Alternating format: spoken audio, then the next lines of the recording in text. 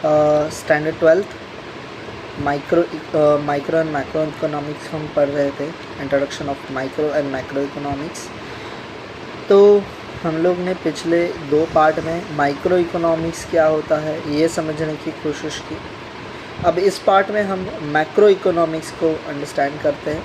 Late will start with macro economics. Micro economics का मतलब हम थोड़ी एक स्टार्ट में जान लेते हैं। Micro economics deals with the individual level, individual firm, individual person, individual house hold.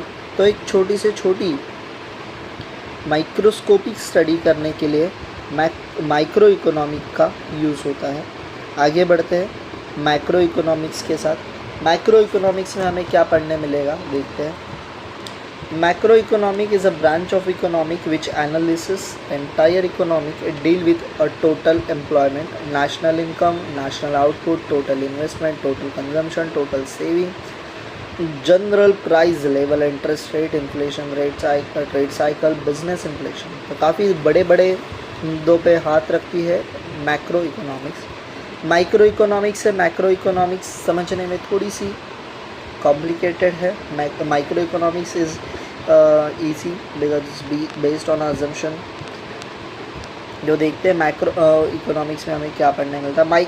Macro economics is a branch of economic. ये एक इकोनॉमिक की दूसरी ब्रांच है। ब्रांच मतलब नया स्टोर नहीं, it's a part which analysis entire economy, entire पूरी।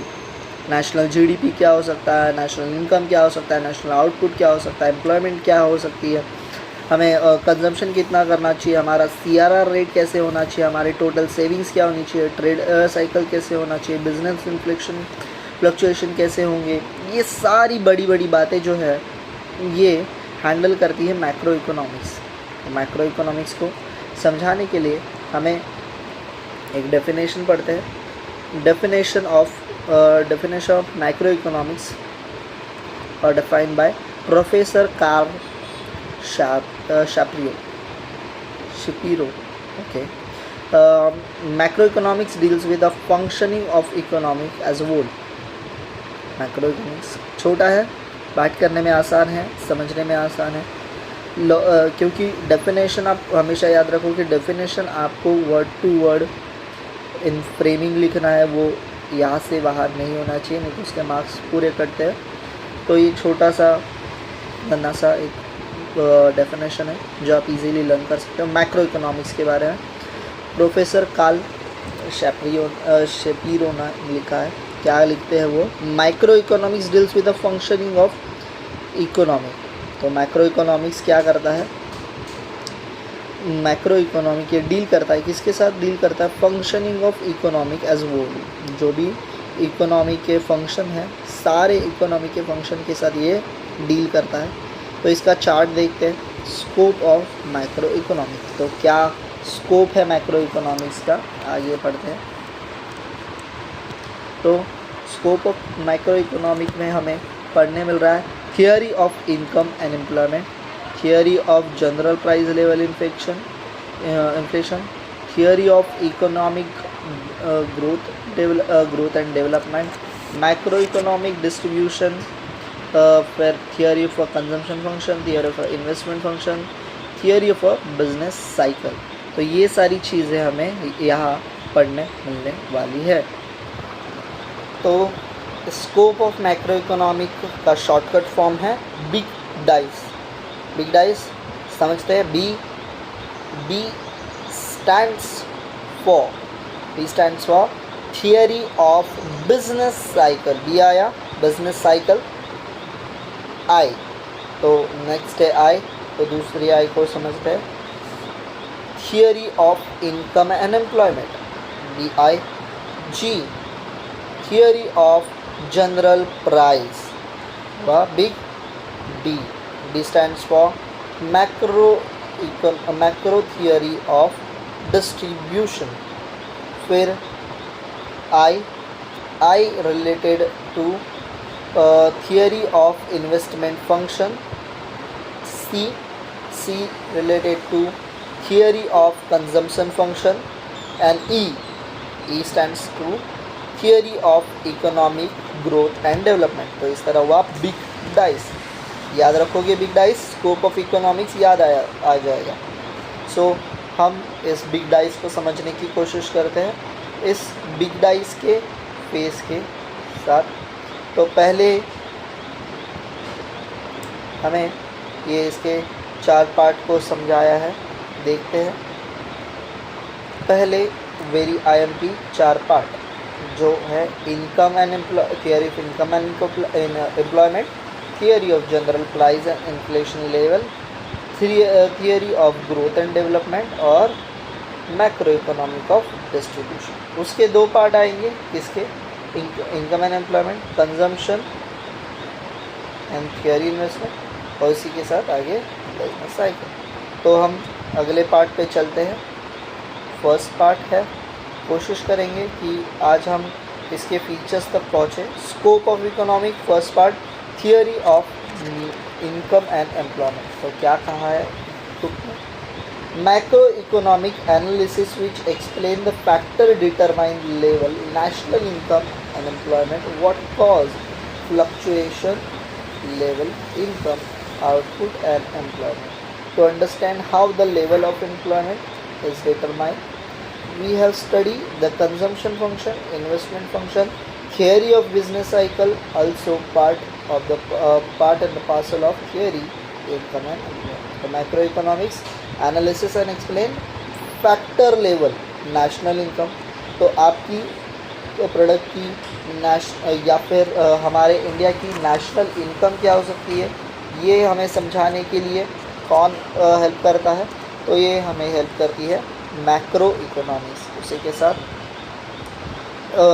जो हमारे फ्लक्चुएशन आते हैं नेशनल इनकम में, इसका रीज़न क्या है, ये समझने के लिए भी हमारी मैक्रो इकोनॉमिक्स हमें हेल्प करती है। To understand how the level of employment is determined, इसी तरह हमारे एम्प्लॉयमेंट का लेवल क्या हो सकता है, ये समझने के लिए हेल्प करती है macro economics. We have study the consumption function, उसी तरह हमें कंजम्पशन फंक्शन के लिए क्या करती है, हेल्प करती है मैक्रो इकोनॉमिक्स।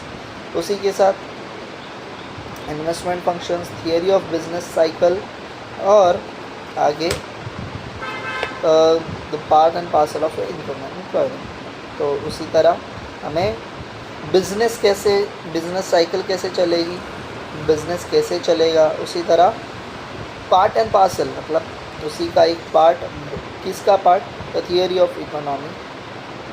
तो यही एक पार्ट है जो हमें समझा सकता है कि क्या किस तरह हमारी इकोनॉमी वर्कआउट करेगी और ये इकोनॉमी का हमें हमारे इनकम और एम्प्लॉयमेंट में क्या असर होगा।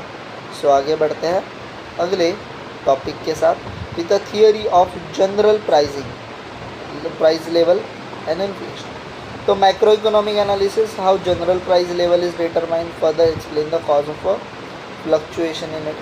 तो मैक्रो इकोनॉमिक्स क्या बताती है, analysis show the general price, हमारे प्रोडक्ट की जनरल प्राइस क्या होनी चाहिए। जैसे कि मैं नमक लेता हूँ, इट्स डेली बेसिस में यूज़ करता हूँ, इट्स नेसेसिटी फॉर मी, तो उसकी प्राइस मैं 100 रुपये, 200 रुपये, 300 रुपये रख के नहीं रख सकता। तो उसके फैक्टर ऑफ प्रोडक्शन को एनालिसिस करने के बाद, अच्छे से समझने के बाद, मैं इसकी जनरल प्राइस डिटेक्ट करता हूँ, जैसे कि 10-20 रुपीज़ हो। It determine further explain cause in it, it's a general price level significant account of problem created inflation। और यही जनरल प्राइस अगर फ्लक्चुएट होती है तो क्यों होती है, अगर ये हमारी जनरल प्राइस जो है ये फ्लक्चुएट होती है तो क्यों होती है, और ये जनरल प्राइस फ्लक्चुएट होने की वजह से हमारे बिज़नेस में जो सिग्निफिकेंट अकाउंट में इन्फ्लेशन या डिफ्लेशन आते हैं, ये कैसे आते हैं, ये समझने के लिए मैक्रो इकोनॉमिक्स काफ़ी बड़े हद पे मदद करती है। Theory of growth and development, तो हमारे नेशन की ग्रोथ किस तरह हो, डेवलपमेंट किस तरह हो, ये समझने के लिए the macro economics consist theory of economic growth and development explain the under development and poverty. तो हमारे देश में अब तक अंडर डेवलपमेंट क्यों है, डेवलपिंग क्यों है, पॉवर्टी क्यों है, लोग गरीब क्यों है। It's also strategies acceleration growth and development, और इसी तरह अलग अलग स्ट्रैटेजीज़ ये बनाती है, जिस स्ट्रैटेजीज़ को हम अपना के हमारी अपने आप की ग्रोथ कर सकते हैं। सो आगे बढ़ते हैं with the next topic, macro economic macro theory of distribution. Macro theory of distribution deal with a relative share rate, wages, interest, profit in total income. तो मैक्रो इकोनॉमिक हमें बताती है कि हम किस तरह डिस्ट्रीब्यूशन करते हैं, किस में डिस्ट्रीब्यूशन करते हैं रिलेटेड टू रेंट, हम रेंट्स में किस तरह डिस्ट्रीब्यूशन करते हैं, वेजेस, इंटरेस्ट और profit in total national income, हमारे नेशन का जो इनकम होती है उसमें हम किस तरह हेल्प आउट करते हैं, ये समझने के लिए मैक्रो इकोनॉमिक्स हमें आज तक मदद कर दिया है। सो ये हुए scope of economics which books explain you in this part. Now we are moving ahead with a feature of macro economic. The feature of macro economic shortcut is a slip. Slip का spelling याद रखो, SLIP slip, ये SLEEP नहीं है, slip SLIP slip, G³ 3, G³ G 3 बार और I, G³ I। तो आगे बढ़ते हैं इनको समझने के लिए। तो पहले S stands for study of aggregate. Macro economics deals with the study economic as a whole is considered aggregate concept which is a national economy, national output, national employment, general price level, business cycle। जैसे मैंने आपको पहले part में कहा था कि macro economics deals with the bigger problems, bigger issues, bigger things. तो इसी तरह macro economics is deals with the whole economic. जैसे ही ये एग्रीगेट सिचुएशन के बारे में समझती है, ये नेशनल इनकम, नेशनल आउटपुट, उसी तरह नेशनल एम्प्लॉयमेंट, GPL मतलब general price level, business cycle, इनके बारे में हम इसमें पढ़ते हैं। और ये एग्रीगेट स्टडी होती है, स्मॉल पार्ट्स में हम माइक्रो इकोनॉमिक्स की तरह नहीं पढ़ते। फिर आता है L stands for lumping method. Lumping method is a study whole economic rather the professor burning forest is aggregated tree. It did not reveal properties of individual trees, reveal between a microeconomics and macroeconomics। तो lumping method में हमें समझ में आता है, जैसे ये macro economic aggregate study करती है, वोल स्टडी करती है। जैसे ही प्रोफेसर बर्डिंग ने कहा है कि फॉरेस्ट के बारे में हम लोग जानते हैं, तब फॉरेस्ट पूरा किस तरह है ये जानते हैं। हम एक एक ट्री की पार्ट जब जानेंगे, like as individual tree is giving me a fruit, individual tree is giving me a flower, individual tree is giving me a medical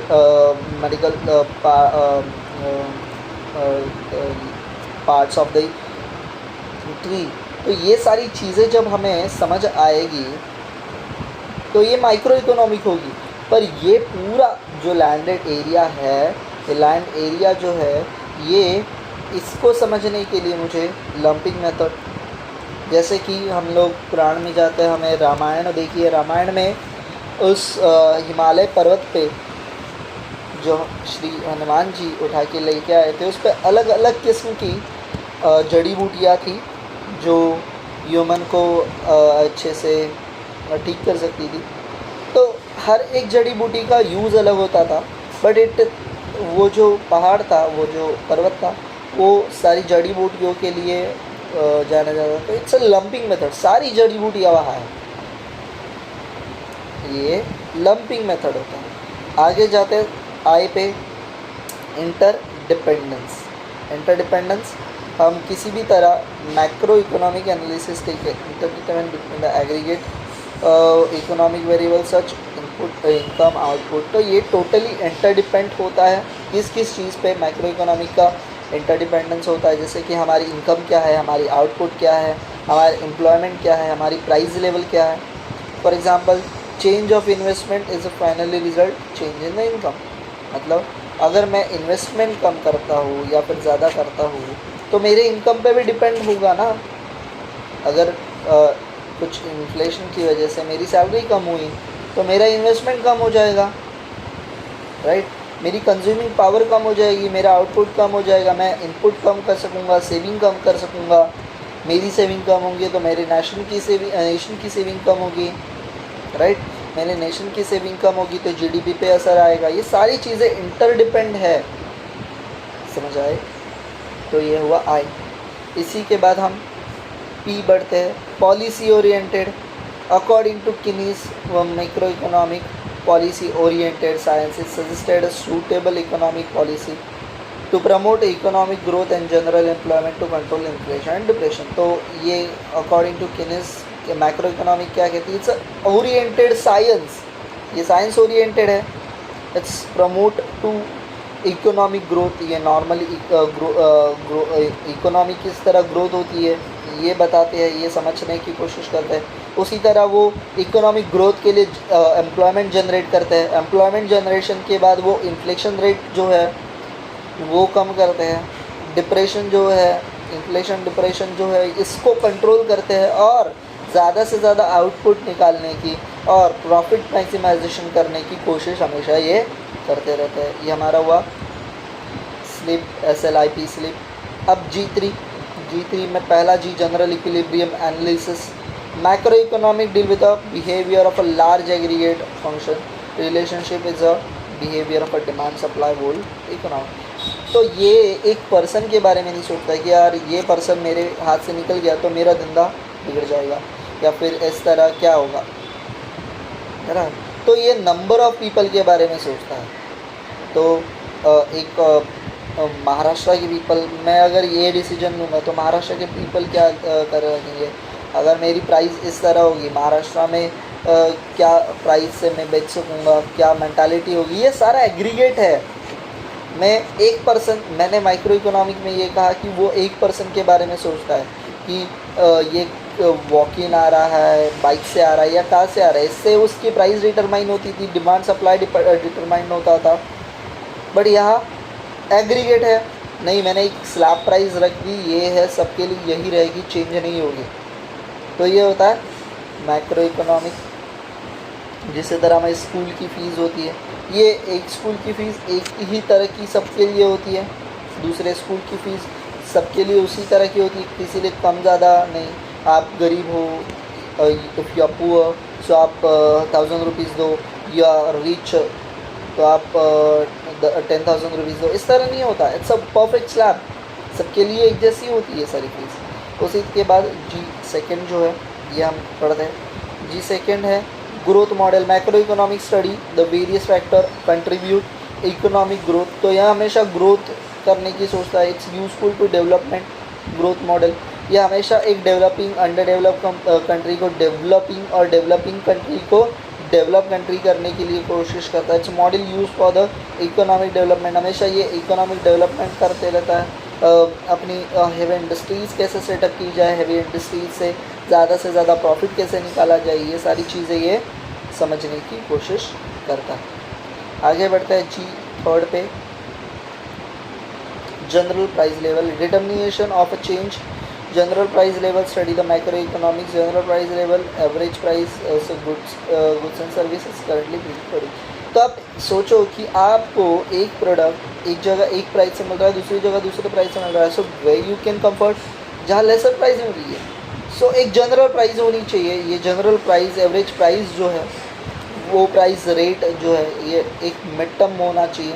it's determine change general price level study the macro economics, general price level average all price of goods and service currently being produce. तो इसी तरह जो general price है ये एक average होती है, average fix की जाती है प्रोड्यूस इकोनॉमी। और इसी तरह हम लोग अपने इकोनॉमी में जो डिमांड एंड सप्लाई है उसको ज़्यादा क्या कर सकते हैं, एनहेंस कर सकते हैं, हम अपने आप को इन्फ्लुएंस कर सकते हैं। और third last one but not least of the feature, economic theory, macro economic study the concept of national income. Micro economic क्या करती है, नेशनल इनकम स्टडी करती है। It's a different element. Micro economic और भी एलिमेंट स्टडी करती है, जैसे कि सोशल अकाउंटिंग है। Micro economic deal with aggregate demand क्या होता है, एग्रीगेट सप्लाई क्या हो सकता है, बराबर। नेशनल इनकम क्या हो सकती है, हमारा बिजनेस साइकिल क्या हो सकता है, जीडीपी रेट क्या हो सकता है, इन्फ्लेशन डिफ्लेशन कैसे आएंगे, ये सारी चीज़ें हमारी इनकम थियरी में डिपेंड होती है, और यही इनकम थियरी हमें सारी जगह आगे बढ़ाने की कोशिश करें। So today's part we are done. अगले पार्ट में हम लोग IMPs ऑफ मैक्रो इकोनॉमिक और मैक्रो और माइक्रो इकोनॉमी के बीच की जो डिफरेंशिएशन है वो समझने के लिए कोशिश करेंगे। अगले तो आज तक के लिए आपको 12th स्टैंडर्ड होमवर्क है, आपको माइक्रो इकोनॉमिक मैक्रो इकोनॉमिक इसका मतलब लिखना है। What is meaning of micro economics, what is mean by macro economics, ये मुझे दोनों डेफिनेशन के साथ चाहिए। What is mean by micro economics at least मुझे हाफ पेज का आंसर चाहिए, almost more than 10 lines. As similar, what is mean by macroeconomics with definition, more than 10 lines, 10 to 15 lines में ये आंसर होने चाहिए कम से कम। उसी के साथ आपको scope of micro economics, feature of micro economics, important of micro economics, ये तीनों लिखना है। ये तीनों लिखते वक्त आपको व्हाट इज़ माइक्रो इकोनॉमिक मतलब मीनिंग ऑफ माइक्रो इकोनॉमिक और डिस्ट्रीब्यूशन ऑफ माइक्रो इकोनॉमिक्स, इन तीनों आंसर्स में रिपीटेटिवली लिखना है, क्योंकि इस तरीके के क्वेश्चंस एग्ज़ाम में बहुत हाई मार्क्स के लिए पूछे जाते हैं। तो आप कोशिश करोगे कि स्कोप ऑफ माइक्रो इकोनॉमिक्स लिखने के पहले आपको what is mean by micro economics, definition, फिर स्कोप्स, इस तरह लिखना है। As similarly, what is mean by microeconomics, definition, फिर important। इसी तरह हम फीचर्स, ये तीनों चीज़ें लिखेंगे। आज के लिए आपका ये होमवर्क होगा। उसी तरह मुझे कल के लिए आपका अलग जो होमवर्क है इसका अहेड पार्ट, तो आप लिखोगे what is mean by macro economics, उसी के साथ उसका डेफिनेशन, उसी के साथ फीचर ऑफ मैक्रो इकोनॉमिक्स और स्कोप ऑफ माइक्रो इकोनॉमिक्स, ये दो चीज़ें आप कल के लिए करोगे। उसी तरह उसका जिस तरह मैंने माइक्रो इकोनॉमिक्स में कहा, माइक्रो इकोनॉमिक और उसका डेफिनेशन, ये स्कोप और फीचर्स इन दोनों आंसर्स में होने चाहिए। ये जो बड़े आंसर्स मैंने अभी कहे ऑलमोस्ट 5 to 6, ये सारे कम से कम 1.5 से 2 पेज, 1.5 to 2 पेजेस के होने चाहिए। इससे कम आई एम नॉट एक्सपेक्टिंग। आपको अच्छे से हर एक पॉइंट एक्सप्लेन करते वक्त कुछ ना कुछ उसको अच्छे से एक्सप्लेन करना है 2 to 3 लाइन्स में, और मुझे ये समझ आनी चाहिए। तो आई होप कि आप ये कंप्लीट करोगे। अगला पार्ट हम अगले चैप्टर, अगले लेसन में देखते हैं। That's it for the day guys, bye bye, see you tomorrow.